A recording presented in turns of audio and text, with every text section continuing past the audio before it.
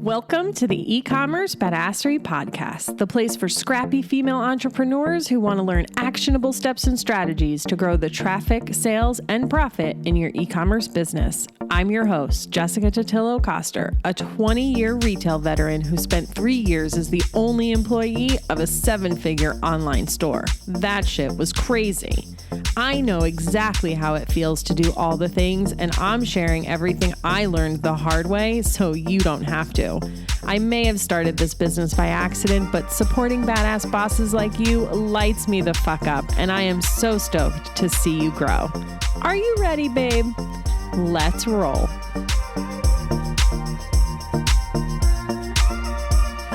E-commerce friends, welcome back to the eCommerce Badassery podcast. I'm your host, Jessica Totillo-Coster. Thank you again for being here and spending your time with me. If you've been loving the podcast and find value here, I would love it if you'd share it with another e-commerce entrepreneur. This has quickly become my favorite place to support you, aside from the eCommerce Badassery Facebook group, of course, and I'd love to get into as many ears as possible. Growing the podcast will be a big initiative for me in 2021, and I'd love your support. You babes are the best. Okay, let's get into today's episode. After working with so many e-commerce entrepreneurs, talking to other service providers, coming from the corporate space, and hanging out in a lot of e-commerce Facebook groups, I've been seeing a lot of patterns when it comes to the trials and tribulations of e-commerce owners. What I find the most interesting is that the mistakes and misconceptions are very much the same across every level of business. Whether you're just getting started or already doing multiple 6 and 7 figures, I see these same issues coming up. So today I'm digging into the top 10 mistakes and misconceptions about running an e-commerce business. By the end of this episode, I hope you recognize which mistakes you might be making so you can flip the script and start working on it in your business. If you're listening to this in real time, you may not have a ton of extra time to focus on whatever comes up for you as we go into Q4. But I would set yourself a calendar reminder to come back to this episode at the start of 2021 for a refresher so you can make it a point to do the work. So let's hop into it. This first one is definitely more related to the newer stores, but I see it creep up for those who have already been in business for a while too. And that is the misconception of, if you build it, they will come. After launching the e-commerce division of an already successful brand with a built-in loyal customer base, I can tell you this is just not true. Now, of course, having that built-in customer base helped, the same as it did when I opened my brick and mortar store back in the day. I had already worked in that town and had clients who loved shopping with me, and they followed me to my store. It helped for sure. But I still had to work at getting people to walk in my door, the same as we had to work to get people to that e-commerce business. And one of the hardest parts of running an e-com store is driving traffic to your site. And I see this happen a lot with makers who either start out on Etsy and want to build their own Shopify store, or if they're trying to decide whether they should launch on Etsy or Shopify, for instance. And after years of so many drop shipping businesses talking about building a Shopify store and all the money they made without holding inventory, blah, blah, blah, the piece that they're not really talking about is the money they spent on Facebook ads or how much profit they actually made at the end of the day. And I think there are a lot of beginners out there that don't fully understand, like, Shopify is nothing more than a system to help you run your business. And it's stories like these that make me so passionate about what I do and why it's so important to me to keep it real with you and share the not so glamorous side of e-com. For those who are already in business and have been for some time, It's sometimes a rude awakening to realize that what got you to your first 1 or 2 six figures isn't what will get you beyond that. You do, of course, build some momentum along the way, but it's also very possible that you will plateau and need to start doing some next level things to continue growing. One of the ways you can do that is by focusing on SEO. It's definitely a long-term play, but it's one of the cheapest ways to get new traffic to your website. Listen to episodes 6 and 12 to dive deeper into search engine optimization. Number 2 is trying to talk to everyone and not dialing in on your ideal customer. I know you're probably sick of hearing this, but it's the truth. I already touched on this in episode 25 when I talked about growing the know, like, and trust factor, but it's still worth repeating. As a business owner, I know you want to say, whoever will spend their money with me is my ideal customer. I totally get it. I run a business too, and same.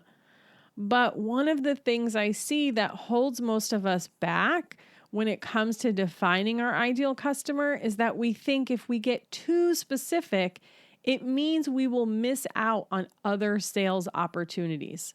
And while that is true to a certain extent, it doesn't mean quite what you think it means.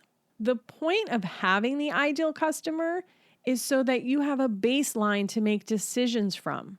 When a new social media platform comes out, you want to design a new line of products, or when you're thinking of what to post on social next, having that ideal customer profile to refer to helps you decide if it's the right move for your business or what types of content you should create.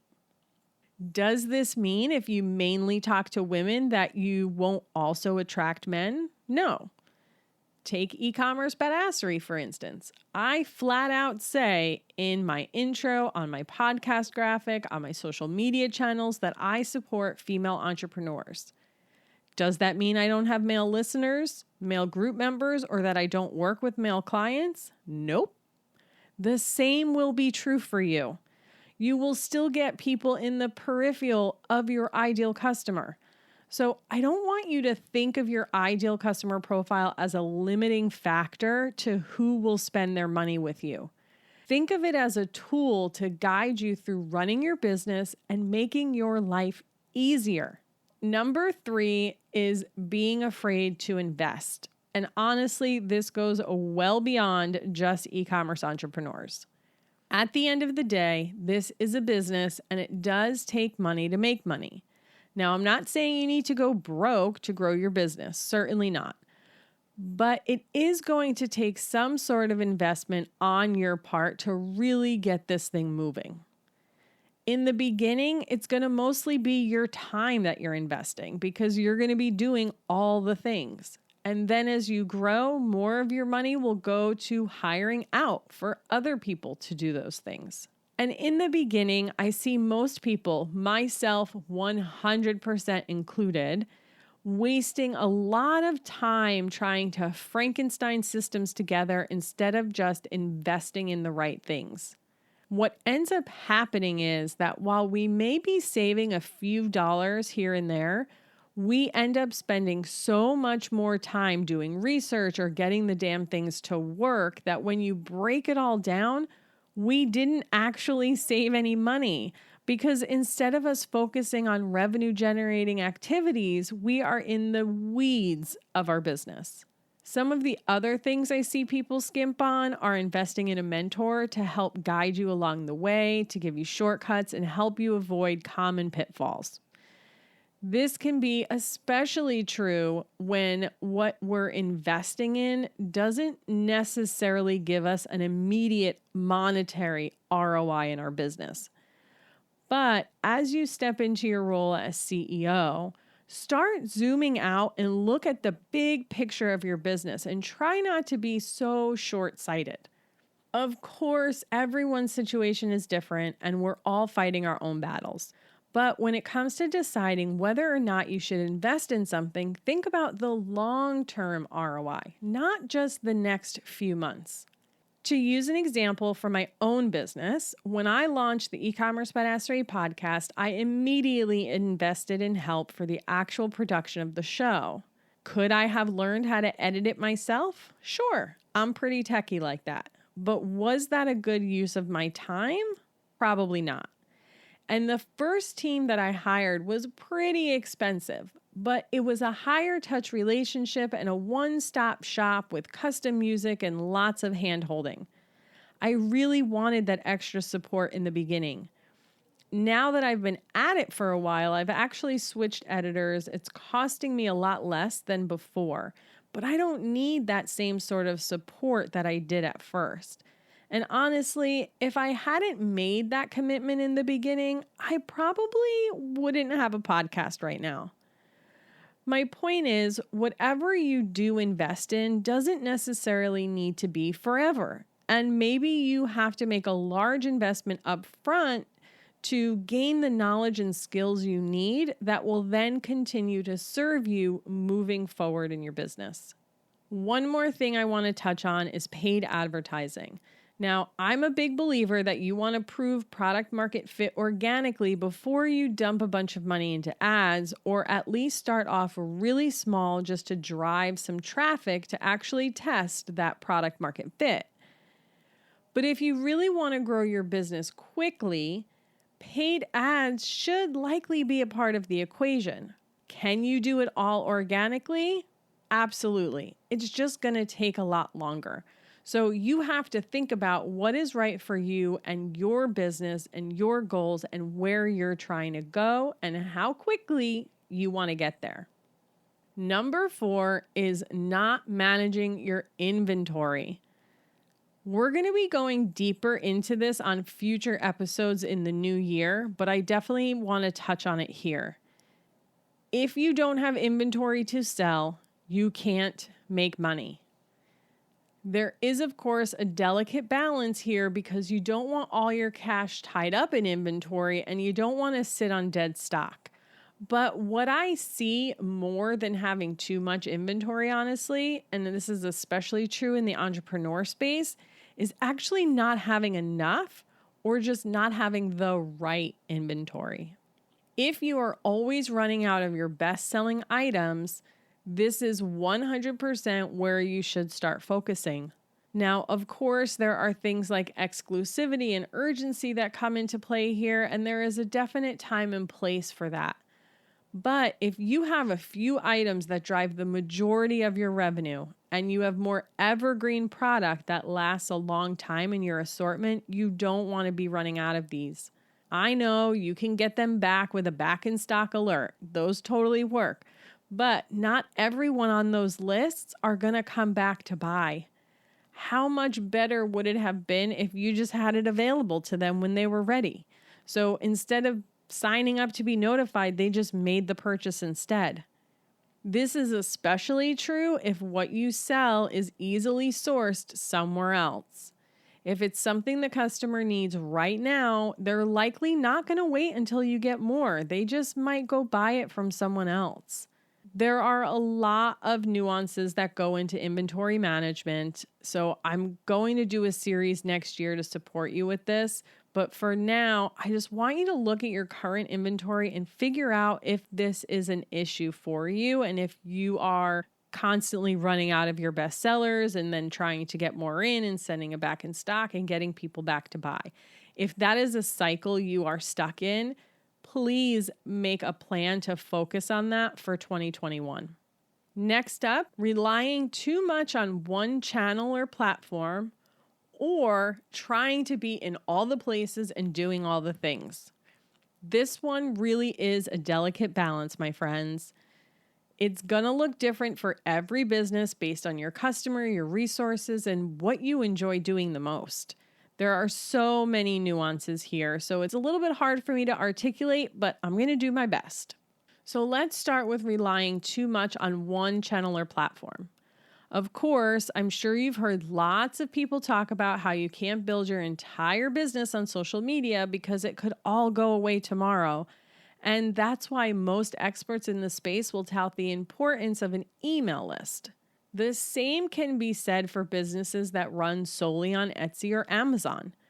You as the vendor don't own the platform or the customers. So if you violate their terms or they just decide they want to shut you down, they can, and then you're left without a business.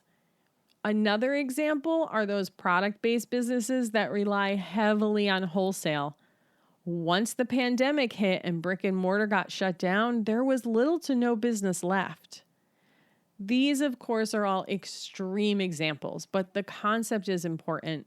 And when it comes to your marketing channels, this also applies. So for those who rely only on SEO, for instance, if a business is executing SEO solely for search engines instead of customers, right? One Google update can have them plummeting in the rankings.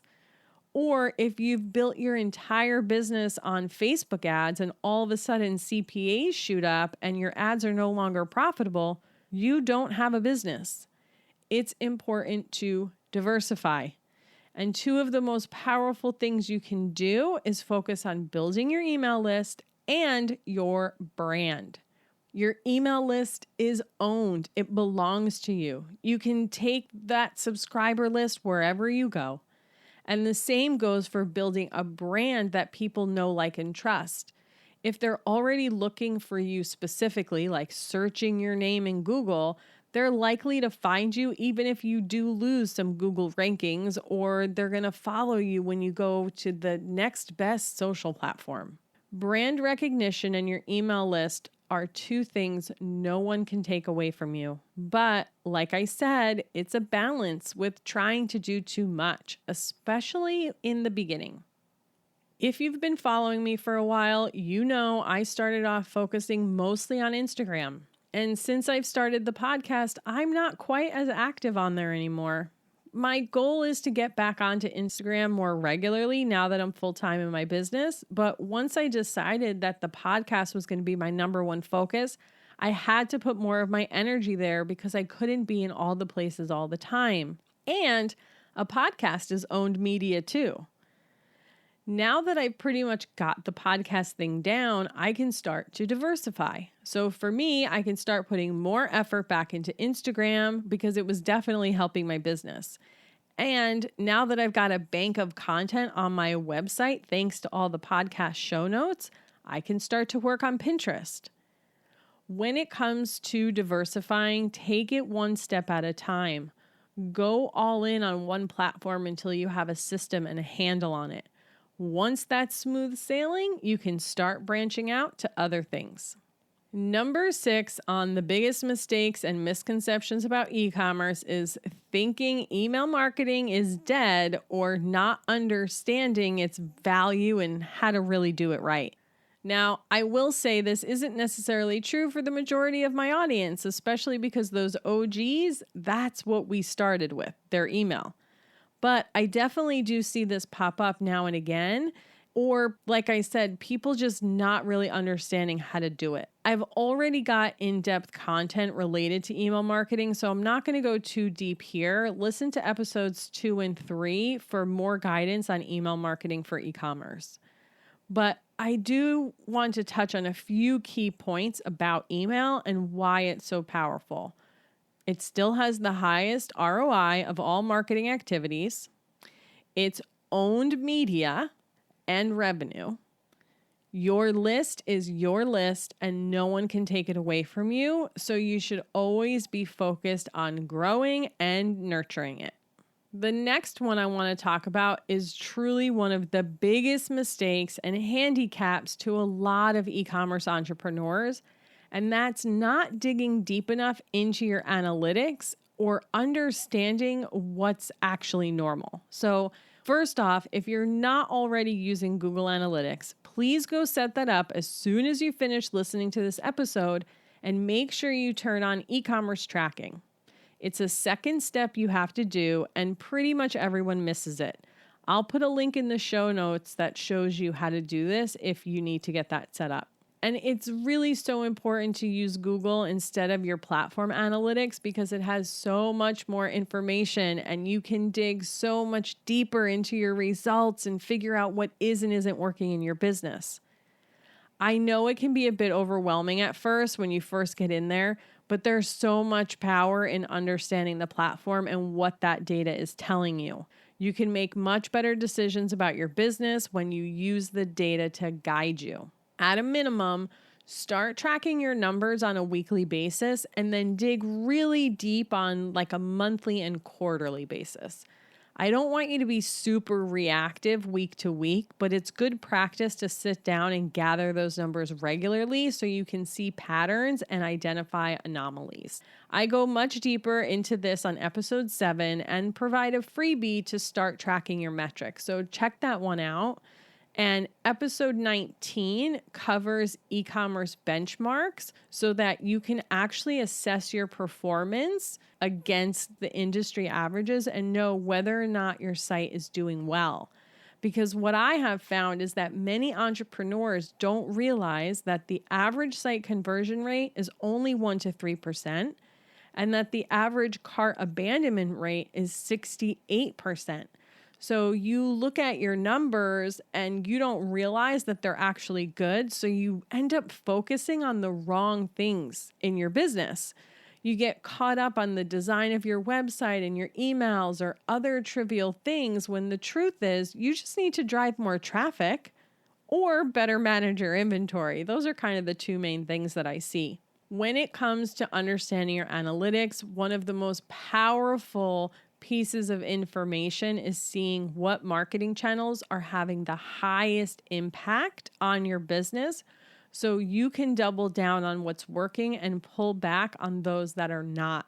And I will tell you, if you are using Shopify, the numbers that it's telling you are not accurate. You will get much more accurate numbers in Google Analytics, and you'll be able to see not only just what platforms actually drove the final sale, but how all of the channels sort of interact with each other and how the customer has multiple touch points with you. So it's just so much more powerful. You need to be using it.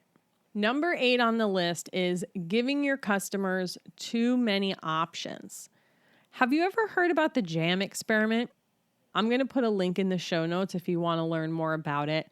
But essentially, they ran a comparison test at a food market. They alternated between offering 24 different varieties of jam and 6 different varieties.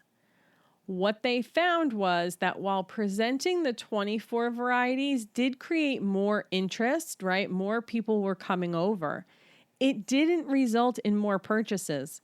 In fact, presenting only 6 varieties led to 10 times more purchases of jam. Like, that's insane. That's huge.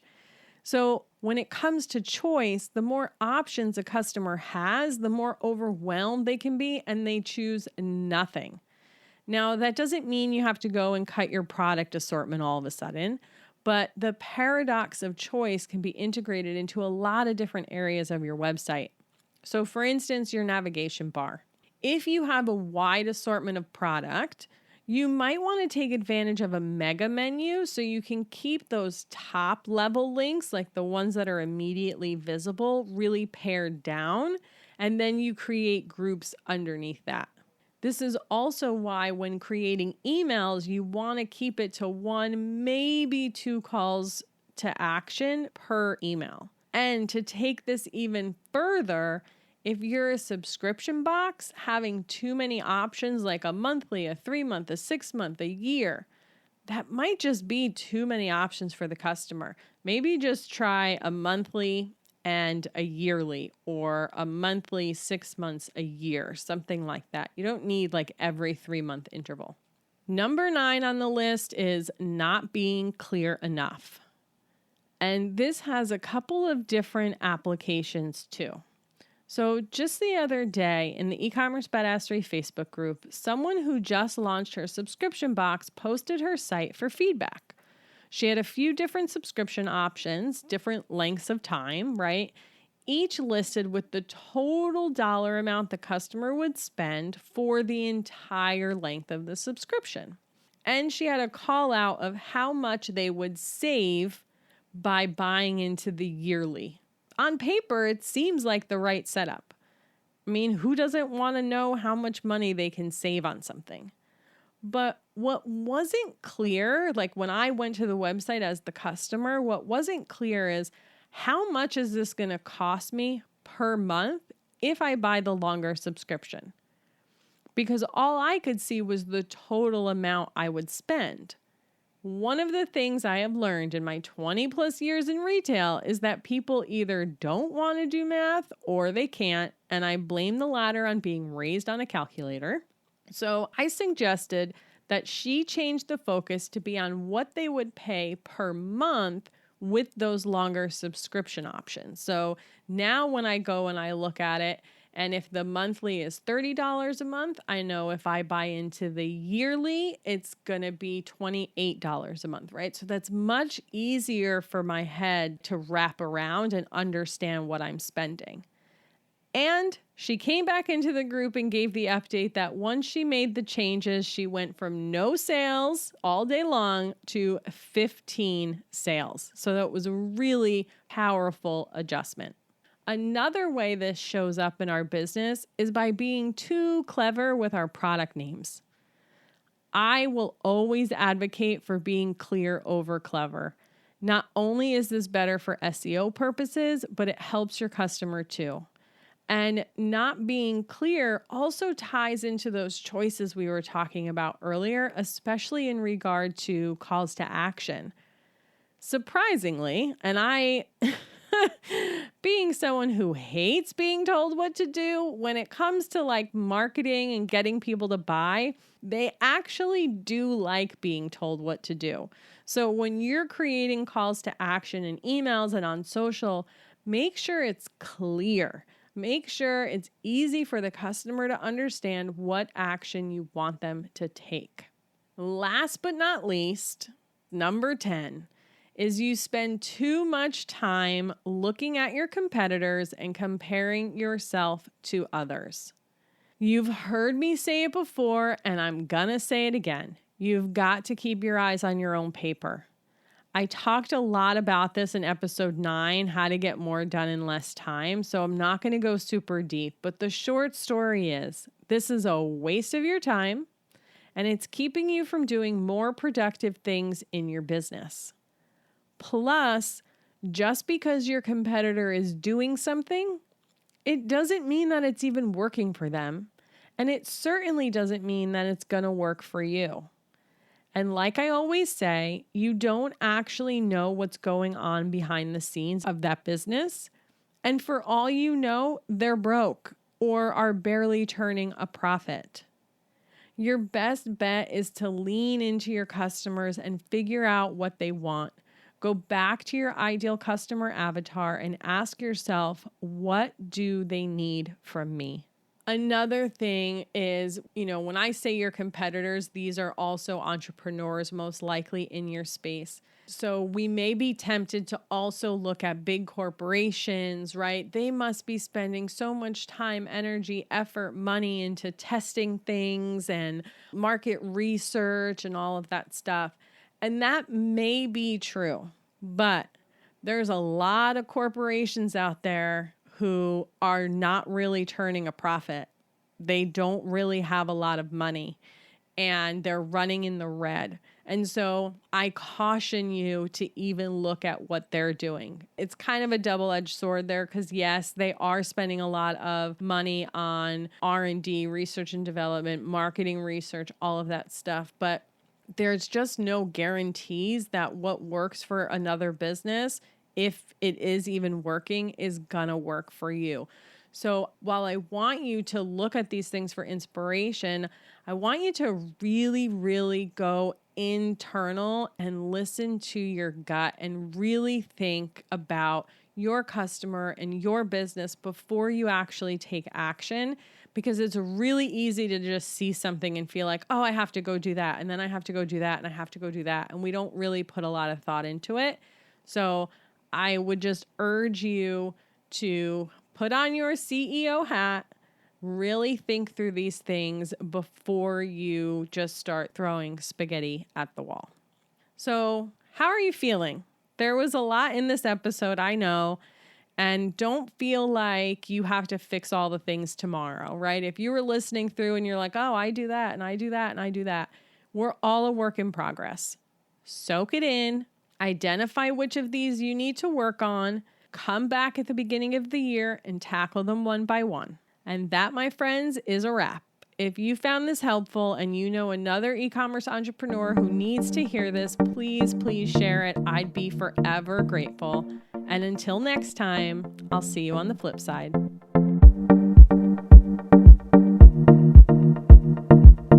Thank you so much for listening to today's episode. If you like what you heard, I'd be so grateful if you'd leave a review on Apple Podcasts, and don't forget to subscribe so you never miss an episode. And if you're looking to surround yourself with more product entrepreneurs who totally get your life right now, get your booty on over to the eCommerce Badassery Facebook group. Can't wait to see you there.